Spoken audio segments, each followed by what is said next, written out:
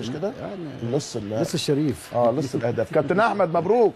لص الاهداف الشريف. كابتن شوبير بمسح حضرتك طبعا، وكابتن اشرف قاسم، وكابتن محمد سيف، وكابتن ماجد طلبه طبعا. بيمسوا عليك كلهم يا احمد. مبروك.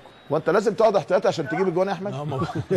والله يا كابتن شوبير يمكن انا اتاثرت شويه بعد ماتش الكاس، يمكن كان الواحد مخنوق شويه، يمكن ربنا وكمان الحظ كان يعني حالفنا الماتشين اللي فاتوا كده، فالحمد لله يمكن النهارده ربنا بيكرمني ومعوض يعني الماتشين اللي فاتوا يعني الحمد لله. نعم بالتاكيد يا احمد، لكنه عايز اسالك هل انت لمه الجون والتسديده والتكمله واضح انه كان المزاج رايق، يعني هل النتيجه 2-1 كانت مريحاك شويه فمخليك تلعب باعصاب هاديه؟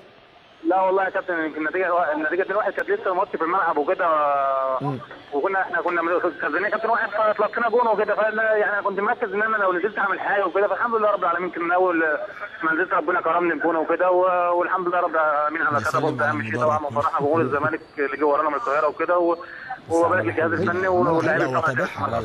احمد شايف انه دي مع بعد مباراه المحله والفوز ثم التعادل مع الطلائع خساره نقطتين النهارده من جديد، الزمالك بيؤكد انه السنه دي هيبقى التنافس شرس على البطوله؟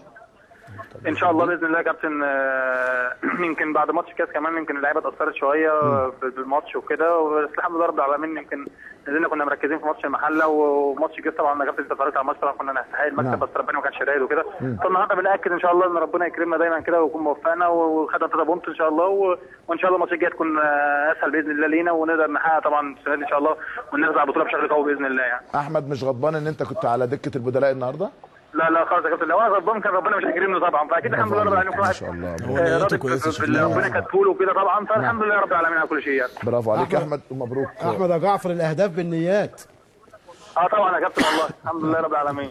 خد بالك انت كده تعتبر مسجل 30 هدف في الدوري في 4 مواسم فقط. الحمد لله في 3 يا كابتن بس. شد حيلك بس. بقول لك في 3 بس. مبروك يا ابو حميد، الف مليون مبروك. اهداف اتصالات. صحيح. كابتن احمد